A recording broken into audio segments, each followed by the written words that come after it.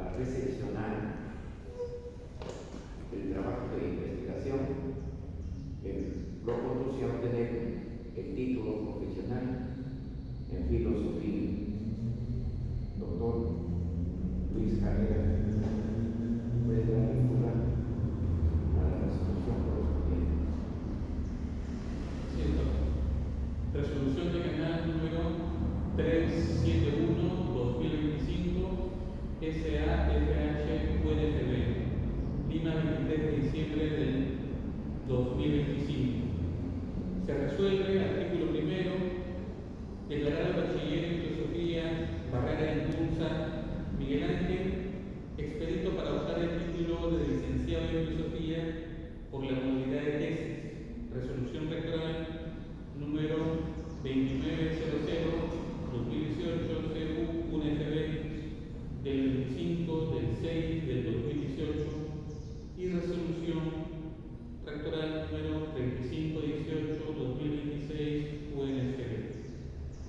Es todo. Gracias, doctor.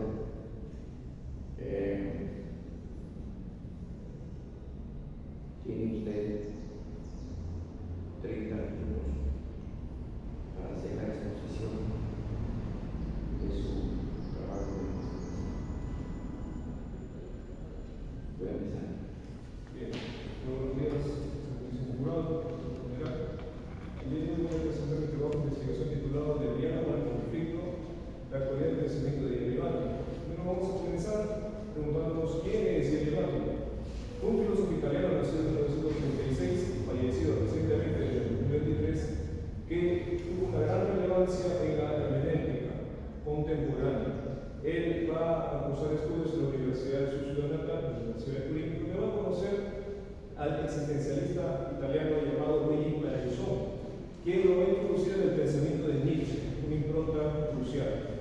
Luego va a cursar cursos en la Universidad de Heidelberg, donde va a conocer a Hans Corvallen y a Karl Löwit, quienes fueron alumnos y también amigos, personas muy cercanas de Martin Heidegger. Con ellos va a dar una profundización de sus estudios. A su vez, con Hans Corvallen se da la introducción del autor italiano al mundo de la hermenéutica filosófica. También podemos mencionar que la motivación que tuvo este trabajo fue hacerse la pregunta sobre si este cambio de contexto, este cambio de campo de sentido, transitando del diálogo al conflicto, representa en realidad una ruptura dentro del pensamiento del autor, debido a que este fue alguien muy sensible con su tiempo. El contexto político motivaba que su interpretación filosófica también vaya en consonancia. Así que nosotros nos preguntamos en qué sentido o de qué manera el pensamiento de este autor puede representar una ruptura o una continuidad en el tránsito, debido a que elaboró la primera parte de su pensamiento en finales del siglo XX y luego inicios del siglo XXI. Nosotros vamos a afirmar que lo que hay es un contexto de fragmentación ontológica muy aprovechado por el autor dentro de la continuidad del pensamiento débil, teoría bandera del mismo. A su vez, este pensamiento débil torna a la forma de una identificación semántica que va a manifestar cómo se expresa este tipo de teorías en el nuevo contexto, el contexto del conflicto. Tenemos también el marco teórico, es importante precisar que el concepto de posmodernidad lo vamos a tomar como la lógica cultural, según Jameson, del capitalismo rápido o el capitalismo actual que vaticina Ernst Mandel.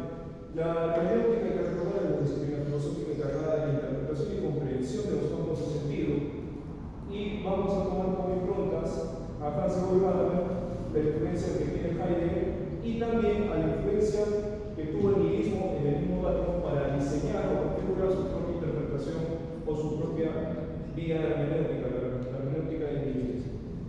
El concepto de evento, muy importante en el primer átimo y el segundo átimo, dos aspectos cruciales del tránsito de este pensamiento, donde el primer evento va a ser tomado en corte heideggeriano y el segundo evento a través de Thomas Kuhn.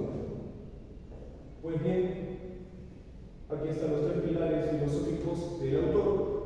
Nietzsche, de quien toma, a partir de la el avisoramiento de la muerte de Dios, el diagnóstico del nihilismo, de Heidegger toma la crítica a la metafísica y Hans Gadamer la introducción a la hermenéutica. Muy bien.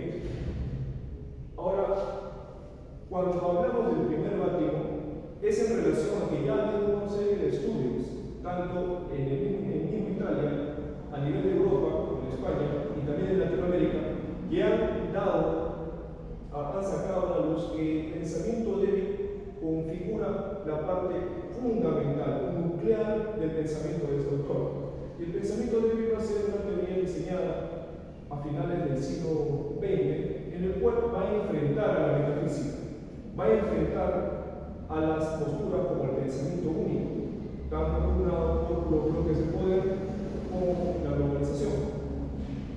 Va a enfrentar al pensamiento único, interpretándolo como un pensamiento fuerte. Este pensamiento fuerte va a querer imponer una realidad, en términos del autor, a todas estas voces narrativas que se presentan a nivel del campo semántico.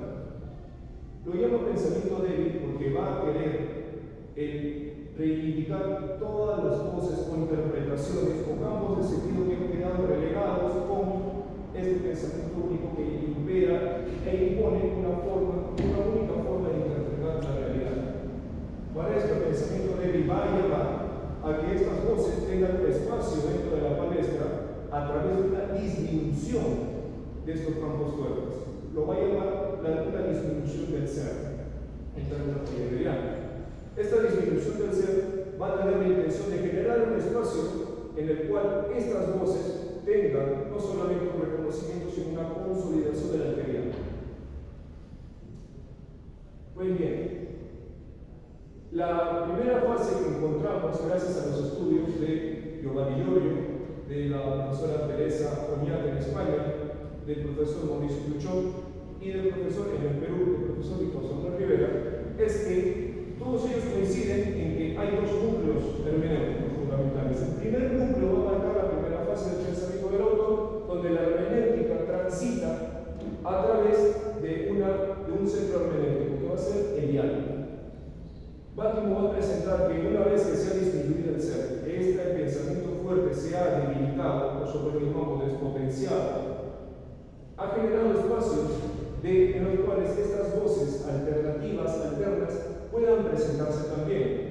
Y para evitar que unas se enfrenten con otras, va a presentar un nuevo espacio en común, una nueva koiné.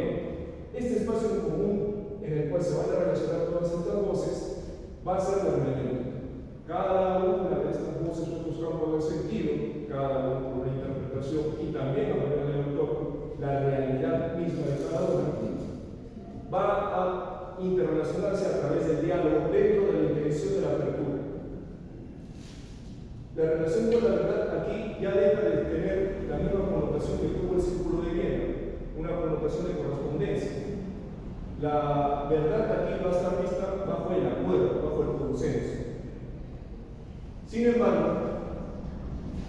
a partir de inicios del siglo XXI se da un suceso importante que es la caída de las Torres Gemelas. Este acontecimiento inclina al autor a pensar que la realidad que se creía pacífica y que posibilitaba el diálogo hace ver que esta nueva realidad ahora es conflictiva. Esta realidad conflictiva tiende a llevar a los campos de sentido a exacerbar las diferencias y a enfrentarse unas con ellas y a que un campo de sentido impere o se autoperciba como absoluto. Es el retorno entonces posiblemente del pensamiento fuerte. Bátimo va a querer enfrentar esta nueva coyuntura conflictiva con un nuevo tipo de hermenéutica. Si antes era una hermenéutica nihilista que veía el nihilismo como una oportunidad para preservar la alteridad, ahora va a llamar a que la hermenéutica se inserte en el estudio del conflicto. Este estudio del conflicto va a ser llamado ontología del evento. El evento anterior, el evento en corte heideggeriano de la primera etapa, va a ser considerado por un tránsito de tiempo totalmente largo. La historia del pensamiento, historia de la metafísica, historia del ser. Pero ahora, esta nueva connotación de evento, en esta nueva coyuntura conflictiva, va a tener una relación de tiempo corta. Va a llamar al evento mezclar el concepto de evento heideggeriano con las connotaciones del cambio de paradigma de Thomas Kuhn, siendo evento un acontecimiento que rompe con la linealidad. La discusión que encontramos es con la interpretación del profesor Víctor Samuel Rivera. El profesor Víctor Samuel Rivera manifiesta que hay una ruptura irresoluble. Ya no se puede resolver, no se puede dar marcha atrás, tanto con la realidad como con el pensamiento del autor. Lo que hemos encontrado es que, en efecto, ha habido un suceso que ha llevado al autor a reconfigurar o repensar su forma de interpretar la realidad. Si antes era, como mencionaba, la hermenéutica nihilista, ahora va a desarrollar una ontología del evento, siendo evento aquel suceso importante, trascendente, que parte la linealidad histórica y que provoca una discontinuidad con la misma, como se ve en el gráfico. También mencionamos que esta discontinuidad va a ser oportuna para los intereses filosóficos del autor, debido a que si no hay una linealidad, no puede haber una narrativa única. No puede haber tampoco un campo de sentido que se extienda en el tiempo y se pretenda absoluto. Cada espacio queda inconexo y así preserva su esencia semántica. Pues bien, el doctor Víctor Samuel Rivera manifiesta que hay motivaciones para pensar que el pensamiento ideal de la primera y la segunda etapa son totalmente distintos y por ende el pensamiento débil ya no tiene lugar. El doctor Rivera manifiesta que, debido a que Bátimo, para interpretar la nueva realidad conflictiva, hace un abandono de los preceptos de Heidegger, de Gadamer y también de Nietzsche de cierta manera, y los abandona para tomar el bagaje o los conceptos de Thomas Kuhn para interpretar, casi aproximándose a la sociología, la nueva realidad conflictiva. Ahora bien, si es que el ser se encuentra despotenciado en estos términos, o débil en términos del autor, dice el doctor Víctor Samuel Rivera, un evento violento forzaría a que este ser o bien tienda a potenciarse nuevamente o bien desaparezca. Pero si el pensamiento débil, dice el autor, tiende a potenciarse nuevamente para enfrentar la nueva realidad violenta, llamaría a sí mismo a autonomizarse, porque el pensamiento débil lo que inclina es a despotenciar los pensamientos fuertes para dejar espacio a las voces alternas. Ese es un punto a tomar. El pensamiento débil ya no tiene lugar debido a que se ha autonomizado.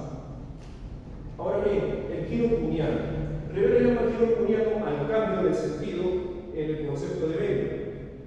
Ha manifestado que antes había un centro hermenéutico llamado la hermenéutica nihilista, que tiene el diálogo como núcleo. Ahora, en un contexto de conflicto, el conflicto pasa a ser el nuevo núcleo hermenéutico, el nuevo centro. Y este nuevo centro llama también a una transformación total, según el profesor Víctor Samuel Rivera, de la interpretación de la hermenéutica, sería algo totalmente distinto. A su vez, como último punto de crítica, Rivera llama a la intención del autor de seguir pensando en la realidad conflictiva bajo los mismos preceptos de la realidad pacífica y alógica, una tentación de irrealidad. El autor estaría pensando que los eventos violentos también se pueden interpretar libremente y asumir que no son tan graves a veces. Nosotros no estamos de acuerdo con el profesor, debido a que el autor lo que manifiesta es una intención de conservar, preservar, resistir ante este embate de la nueva realidad o de la realidad violenta o conflictiva. Lo que vemos nosotros es que el autor, a través de su breve interpretación del evento, tiene la intención de preservar esta discontinuidad como campos semánticos únicos, totales, mas no absolutos. Esa intención nos lleva a pensar que hay una radicalización, al contrario, del pensamiento débil, no hay una ruptura. El pensamiento débil sigue teniendo la misma intención. La intención es continuar con los espacios de sentido para estas voces alternas, para esta alteridad, y cuidarlas de las nuevas voces que se llaman a sí mismas absolutas.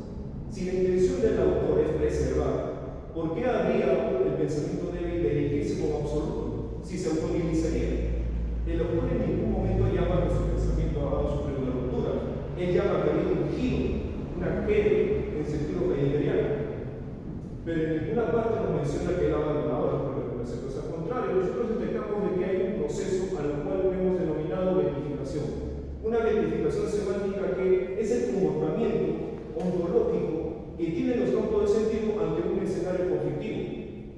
Cuando hay un escenario pacífico dialógico hay una apertura. Cada uno posee un campo de sentido y la apertura lleva al diálogo, la intención de interpretar al otro.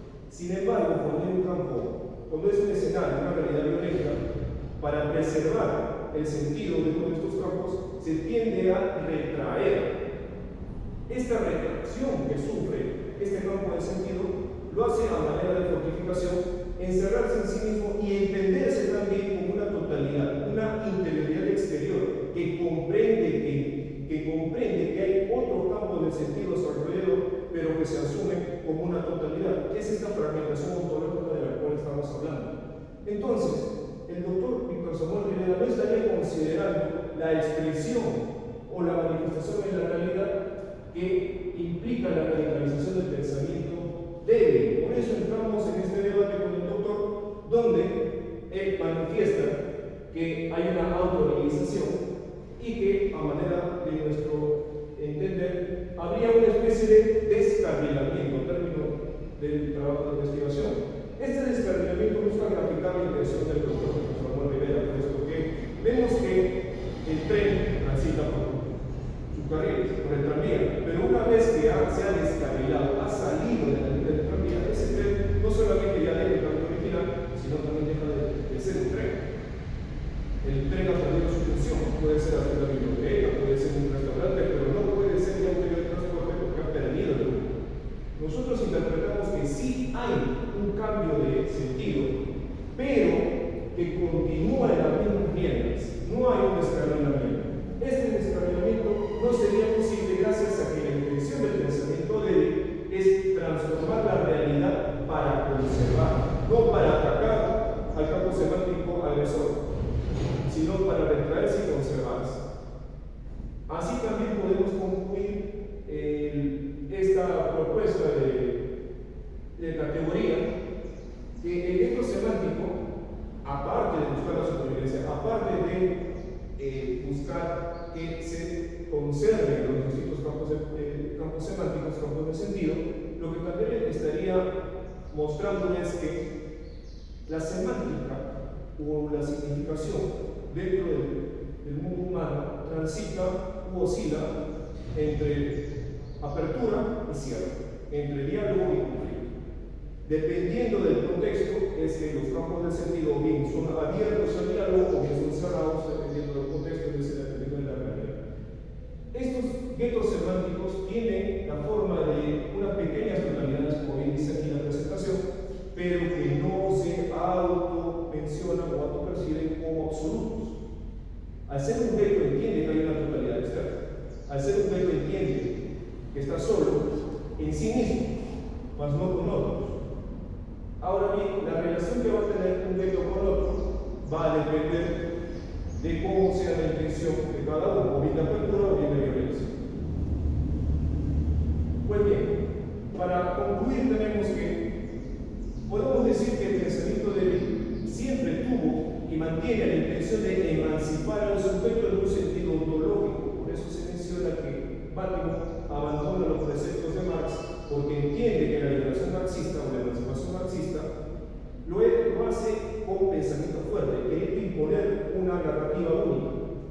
Pero Bátimo, tomando o apoyándose en Friedrich Nietzsche, llama a una emancipación ontológica. A su vez, manifestamos que esta evolución del pensamiento reconoce que hay un tránsito, se reconoce que hay un camino, que no es el mismo camino del primer Bátimo, pero tampoco es la intención de Bátimo abandonar los preceptos anteriores. El fundamento central es la emancipación del sujeto, y eso no se ha abandonado.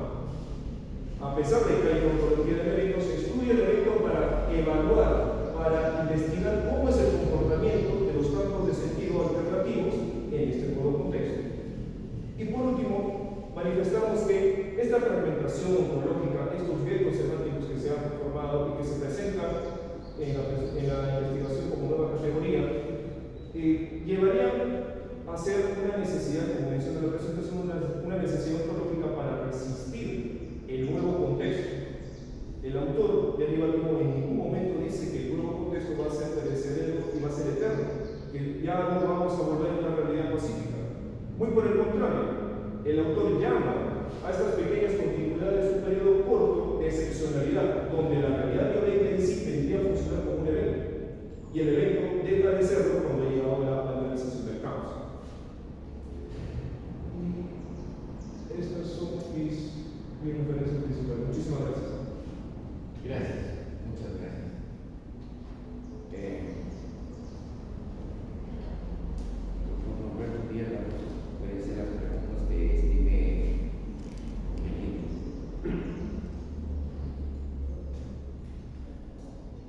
referente a lo que estaban explicando, que pone una línea divisoria de la interpretación del pensamiento de Garfield en Perú es Víctor Samuel Rivera. Seguramente usted ha sido su pienso, ha sido su alumno en el aula, pero quiero entender algo que quiero que lo explique, porque Bátimo se considera el último o un ontológico actual. Dice aquí, vean, yo tengo acá en este momento, esto que acá está, una representación de la bandera. Le pregunto, ¿esto es verdad o es mentira? En términos del autor. Por eso, preguntemos para poder entrar a los relatos y los metarrelatos, porque si no, no nos vamos a entender.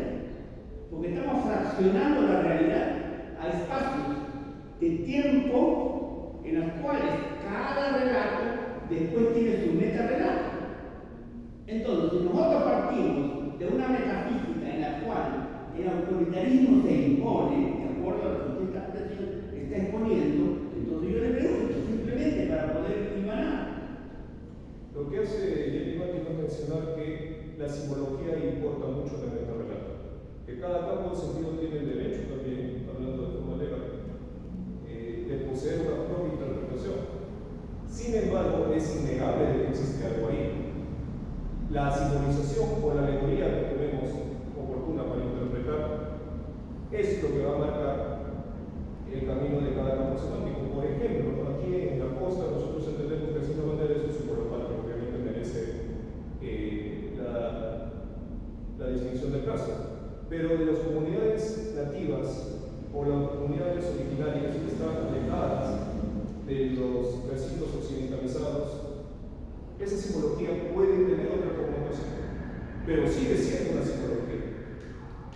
Ahora, ¿cómo debemos tomarla? No debemos tomarla a manera de contradicción, debemos tomarla en un punto de consenso. El autor por eso llama que la verdad debe ser un acuerdo, y para llegar a un acuerdo es importante, es crucial la apertura entre campos de sentido. Partiendo de lo que acaba de afirmar respecto a la verdad, que debe ser un acuerdo, entonces todos estamos de acuerdo en que esto es una bandera. Ahora, hay verdades, de acuerdo al pensamiento de él, que se van a fragmentar en realidades que cada uno tiene. Ahora, ¿cómo invanar, cómo tratar de que ese pensamiento débil, que corresponde a una realidad, sea política, económica, social, para que a partir de lo que se llama el diálogo pase al conflicto? Yo entendería, quizás un poco lejos, como el común de los portales, partiría de que primero se dé el conflicto para luego dialogar. Porque acá podemos entrar en un problema sindical, por tomar un ejemplo, en el que discutimos, nos peleamos y ponemos el conflicto. Nos llama la autoridad y dice, bueno, vamos a conciliar y entramos al diálogo. Entonces, cuando se plantea la contradicción acá, se plantea que del diálogo al conflicto, entonces el diálogo ya tiene elementos necesarios sobre los cuales vamos a discutir. Y ahí, en esa discusión, recién van a aparecer las discrepancias políticas, económicas, sociales, que entendemos es una realidad. Me gustaría que lo explique o que me resulte en los términos filosóficos que queremos decir. La pregunta es, bueno, la verdad, voy a citar así en concreto, la verdad es relativa o absoluta. Para el autor, para Jenny Bátimo como gran representante de la posmodernidad, vendría a inclinarse por el término relativismo. El autor en ningún momento lo menciona, pero asume que para superar ese espacio vacío de disconformidad que no puede sentido, debemos llegar a un acuerdo. Y ese acuerdo vendría a tomar la función de la verdad. En el ejemplo que puso de los temas sociales, estamos hablando de temas ontológicos, tratando temas sociales, cuando dos partes no están de acuerdo, es porque en el diálogo no están de acuerdo.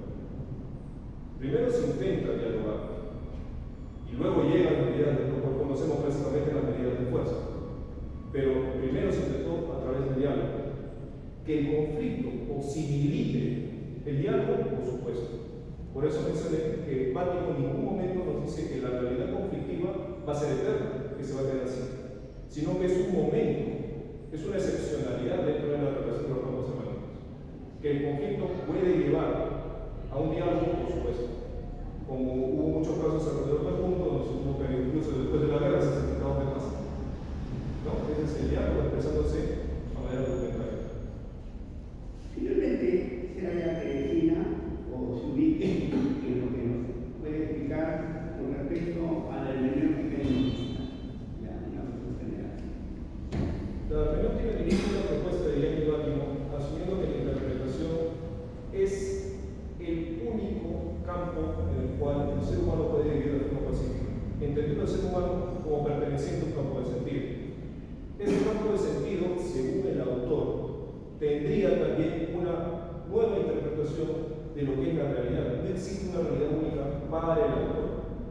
Entonces, el autor, y tal vez esto es lo polémico en él, la realidad de cada campo de sentido vale por igual, puesto que la realidad metafísica, y eso apunta muy bien el autor, la realidad tiende a ser impuesta al sujeto. Uno nace, entonces cae en las cosas dadas, uno tiene que manejarse y no cae. Sin embargo, lo que hace el autor es tratar de hacer que esa realidad deje de ser objetiva y pase a ser subjetiva e interpretativa. A eso se le llama hermenéutica mixta.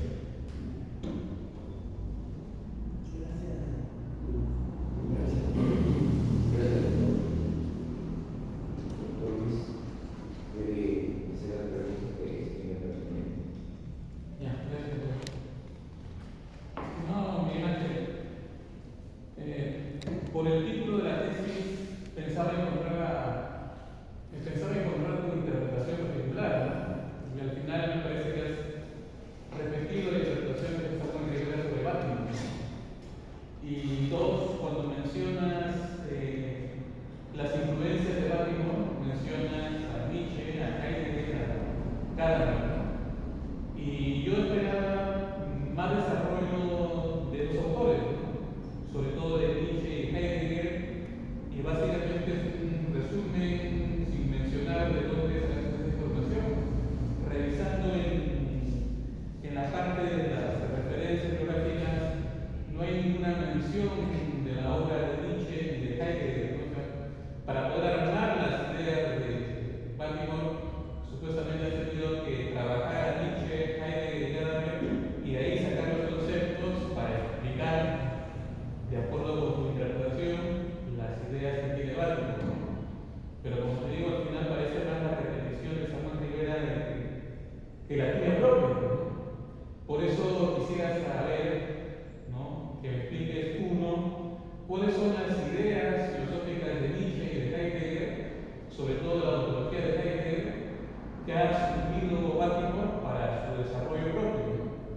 Y dos, quisiera saber cuál es la interpretación, por ejemplo, de los autores que tú mencionas, que sí son muy destacados, por ejemplo, también García, Carlos Muñoz Gutiérrez, de España, la doctora Teresa Oñate, Santiago Zavala, Giovanni Vitorio, ¿no?, que sí son buenos intérpretes de la obra de Bátimo, ¿no?, que son especialistas reconocidos a nivel mundial.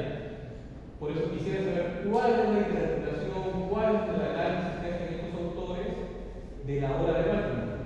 Y mi tercera pregunta es, ¿cuál sería tu propia interpretación de esto que se llama ontología del evento? Sin usar las ideas de Samuel Rivera, quiero saber lo que tú has entendido, lo que tú has comprendido. Sí, con respecto a la primera con el título, en el caso del título, es el título que adopta el autor, no es la pertenencia del autor Samuel Rivera. Hay un libro llamado De la realidad, tránsito del diálogo del conflicto, que es el último gran libro filosófico de Yanni Bátimo, o le pertenece al autor. Me ha apoyado haciendo una evaluación desde el final de las obras del autor hasta el inicio, puesto que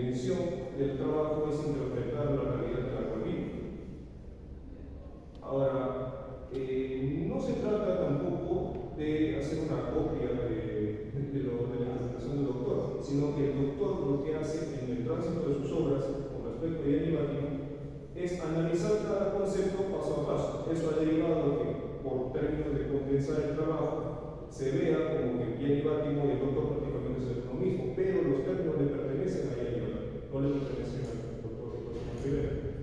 Y de repente la pregunta va por qué toma el doctor Víctor Samuel Rivera como caso paradigmático para mi trabajo. Pues porque es el único que menciona que hay una ruptura del pensamiento débil. No puedo, con la tercera pregunta, no puedo dialogar con los autores que usted ha mencionado, Daniel Ley en Argentina, la doctora María Teresa Méndez en España, el doctor Mauricio Luchor, tampoco con Giovanni Giorgio, que es el intérprete de Vattimo más grande que existe a nivel mundial, no solamente a nivel de Italia.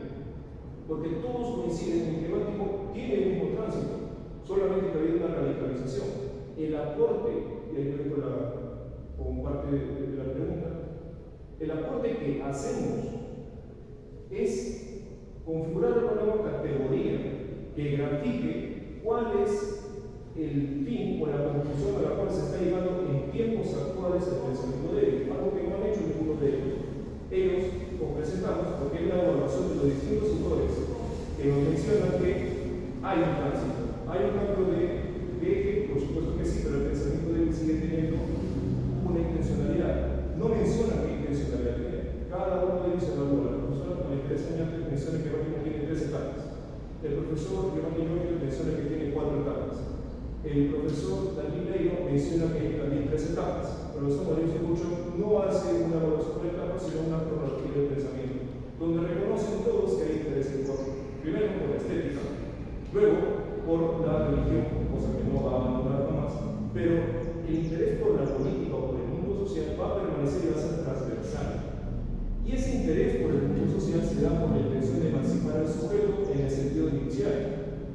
¿Por qué no hay una evaluación de los conceptos de Nietzsche o de Heidegger en profundidad? Porque el trabajo no es sobre Nietzsche ni sobre Heidegger. Vattimo toma como insumo ciertos conceptos de Nietzsche y de Heidegger para hacer su propio sistema de pensamiento, o lo que él pretende en un sistema de pensamiento, el tiempo lo dirá. Pero lo principal que toma de Nietzsche y de Heidegger, primero son el concepto de nihilismo, viéndolo no como Nietzsche, sino como una oportunidad para la alteridad. Para Vattimo es muy oportuno fragmentar la realidad y hacerla caótica para dar espacio a nuevas voces, porque esa es su intención. De Heidegger toma el concepto de la crítica a la metafísica y también del análisis, que no es lo mismo. Por eso no hay una profundización de los conceptos ni de Nietzsche ni de Heidegger, porque el autor lo toma a su manera. Hay una lectura heideggeriana, por ejemplo, de Nietzsche. No va de frente a Nietzsche. Él lee a Nietzsche a través de los ojos de Heidegger. Y Vattimo hace una interpretación propia de los preceptos de Heidegger. Pues estamos hablando de una persona muy particular. Por eso también tuvimos la intención de mencionar cuál fue el tránsito de su vida. Su vida fue muy intensa, ¿no? Muy marcada por los escenarios políticos y por la intención de hacerse un nombre.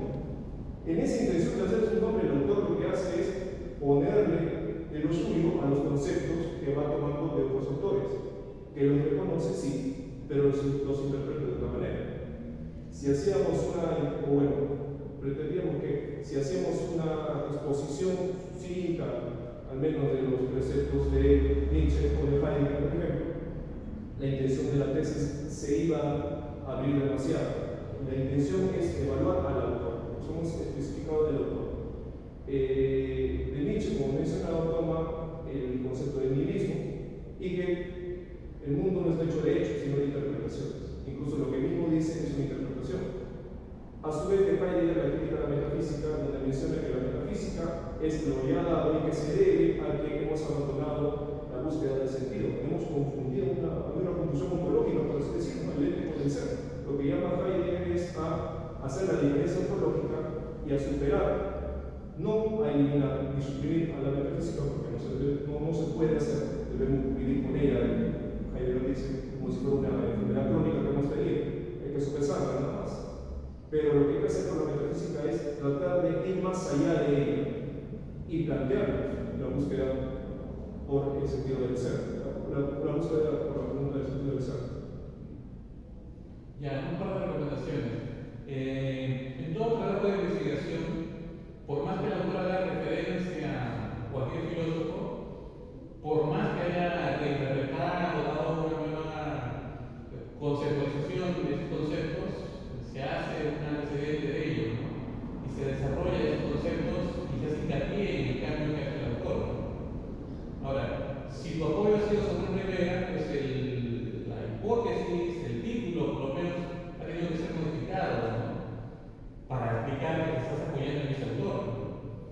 Y tres, más que recomendación, más que inquietud, además de pregunta, lo que tú propones como novedoso en la tesis, que es el concepto de gueto semántico, ¿es de Baltimore o de San Francisco? Es mía. Si yo puedo pensar con Eso es lo que determinamos. Gracias. Gracias, doctor Luis. Bien. ¿Cuáles han sido las motivaciones personales que te han conducido a desarrollar este tema con exclusividad? El reglamento de grados dice que el tema que una persona elija debe ser un tema novedoso, que impacte, que proporcione una opción nueva, en este caso en el campo de la filosofía, y que producto de tu investigación sea algo que permita avanzar, pero hablando así en claro, dejar de lado el aspecto abstracto y más bien en la interpretación de uno debe ser un aspecto claro, preciso, objetivo, concreto, real y verídico para que se pueda entender lo que has querido decir en el desarrollo de tu tesis. Veo que tu trabajo de investigación no tiene anexos. Ahora no sé cuáles habrán sido las motivaciones personales. Y en el aspecto también has considerado el aspecto administrativo en el esquema del desarrollo de la tesis. No los puestos los anexos.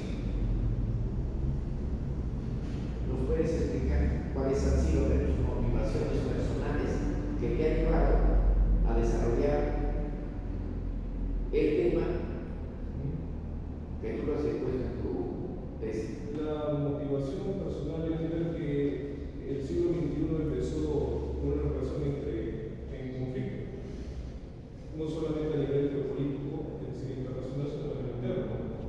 Nuestro país, ¿cuántos años lleva teniendo una multiplicidad de presidentes en corto tiempo?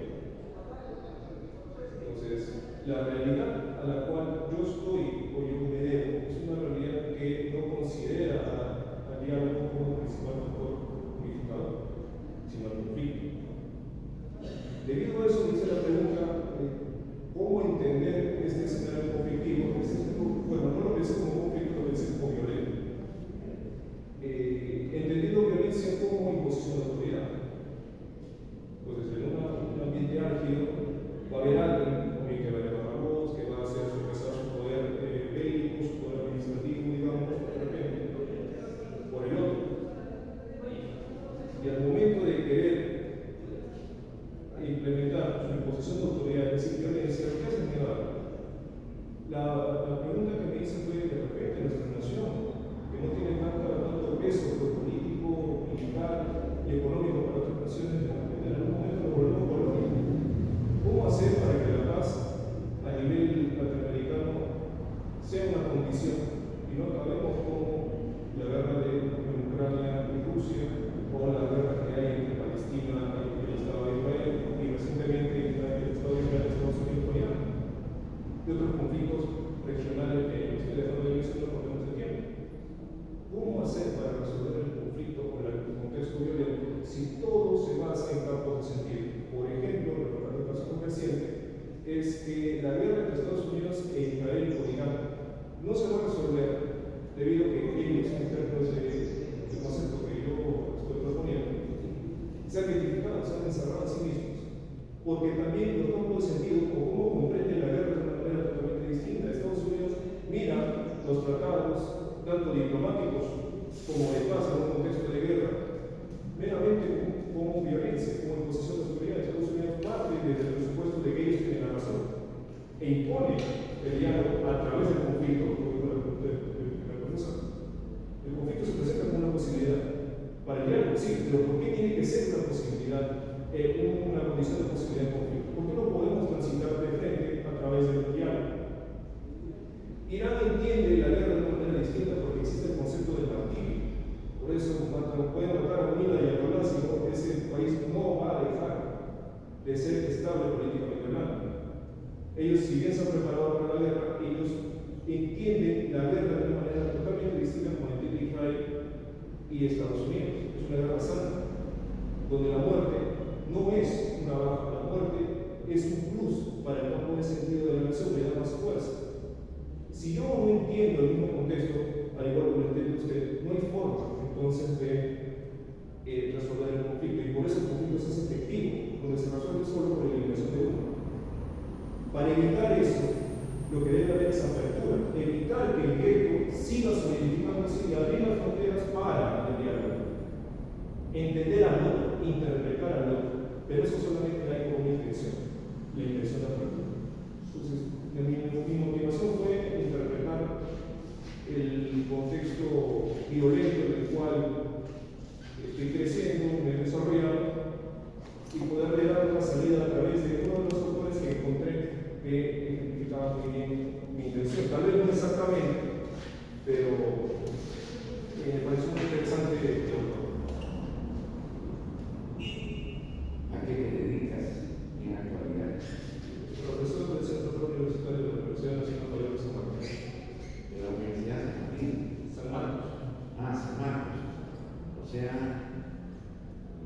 bueno, haces actividad académica, porque generalmente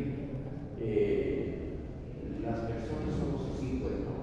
Por ejemplo, los que estudian educación hacen su práctica profesional, van adquiriendo conocimientos y posteriormente eligen un tema y aquello que está más ligado, más vinculado a su aspecto vivencial. Y como quiera de que tú estás en ese ámbito, entonces has tenido, supongo, motivaciones personales dentro de tu análisis, ya que en el campo de la filosofía es eminentemente crítico, ¿no es cierto? Y te ha llevado a la elaboración de este tema. Muy bien. ¿Cuál ha sido el aporte de Dilthey en el campo de la hermenéutica? Dilthey, al leer a Schleiermacher, se da cuenta que la interpretación no puede darse solamente a nivel de textos bíblicos o religiosos, sino que puede significar la hermenéutica un campo transversal de método para lo que él llamó la ciencia del espíritu. Se buscaba en la época de Dilthey que las ciencias humanas, las ciencias del espíritu, también se equiparen a la rigurosidad de las ciencias naturales y las ciencias humanas, porque poseían un método y un objeto de estudio. Las ciencias humanas no tenían eso en el tiempo, en el contexto histórico de Dilthey. Entonces Dilthey, al encontrarse con la hermenéutica, con esta disciplina exegética, lo que hace es tomar el aporte de Schleiermacher, que él menciona que es una actividad meramente humana, y depositarla con una estructura de método. Y llama a la hermenéutica como el método de las ciencias, el método científico de las ciencias humanas, o para las ciencias humanas. La intención de Dilthey es darle a las ciencias humanas, lingüística, antropología, biología, filosofía, un método transversal que nos ayude a equipararse a la rigurosidad que dicen tener las ciencias formales o naturales. Ese sería el aporte en la época de Dilthey, pero luego se abandona la interpretación que hace Dilthey en favor de una hermenéutica de la practicidad con Heidegger y luego una hermenéutica filosófica de carácter ontológico con Kant, que es el padre de la hermenéutica filosófica como la conocemos hoy por hoy. ¿Cómo se llama la comprobación de tus hipótesis?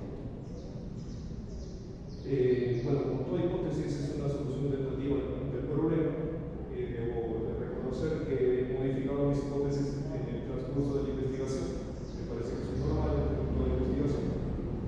Y al final, cuando traté de resolver el problema de la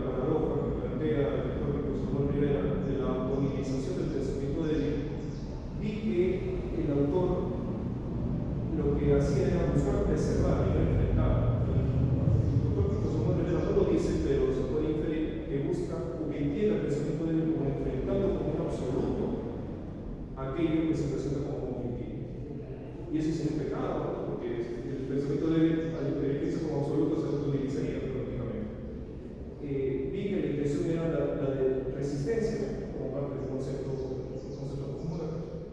y que la conservación de estos fragmentos era lo crucial, que el pensamiento de los débiles permanezca, y así puede llegar a la conclusión de que había una forma que estaban tomando los campos de sentido como espacio de experiencia. Estos campos de sentido para conservarse se retraen y vi la figura del gueto, de la sociología, está participado los aportes sociológicos que utilicé para significar, para graficar la intención de la conservación de la fragmentación ontológica. Bueno,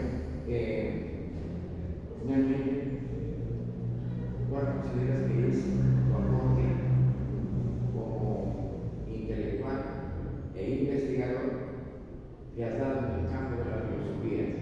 Tu aporte, es decir, lo valioso, lo importante que tú puedes proporcionar como investigador en el campo de la filosofía producto de tu tesis. La tesis tiene la intención de proponer, es una tesis de licenciatura, tiene la intención de proponer una nueva categoría dentro de la ontología del evento o la hermenéutica del conflicto.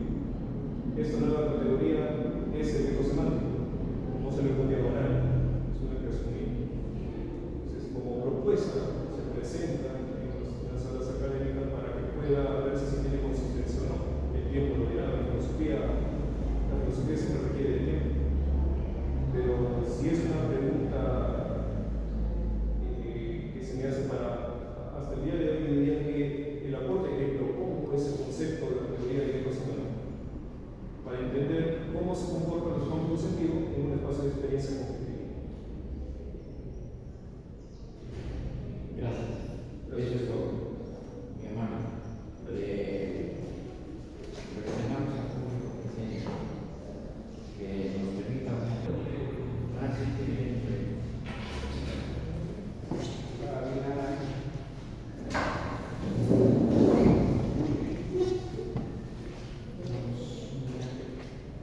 en la ciudad de Lima, siendo las 10 horas del día martes 24 de marzo del año 2026, se realizó el acto académico de sustentación del título profesional en la Facultad de Humanidades de la Universidad Nacional Federico Villarreal, dando cumplimiento a lo dispuesto en la resolución rectoral 7422-2020 de fecha 24 del 7 del 2020. La ceremonia académica se realizó con la participación de los siguientes miembros del jurado: el doctor José Abelardo Delgado Mendilla, doctor Norberto Díaz Barbosa, y quien habla, Jorge Luis Carrera Flores, quienes inician el acto público de presentación del título profesional de la modalidad de tesis en la que don Barrera Cruz Miguel Ángel expuso la tesis de diálogo al conflicto a la actividad de pensamiento social y práctico para obtener el título profesional de licenciado en filosofía. Profesor el doctor Rafael Mora Félix, Mora Ramírez, conducida la exposición y absuelta las cuestiones de orden técnico profesional popular por el jurado y efectuadas las calificaciones, el postulante del artículo obtuvo el siguiente resultado: aprobado con unanimidad. Felicitaciones, señor.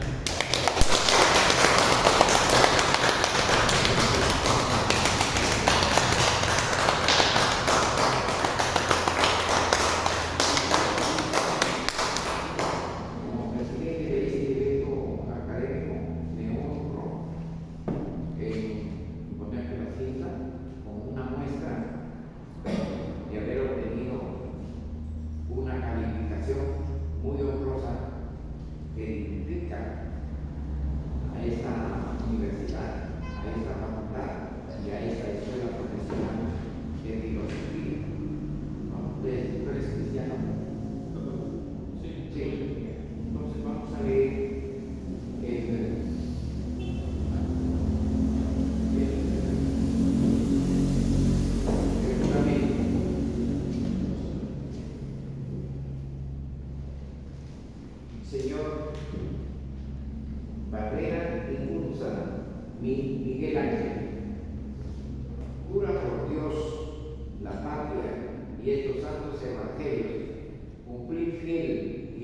especialmente con las funciones y obligaciones de licenciado de la Universidad Nacional Federico Villarreal le confiere en nombre de la nación.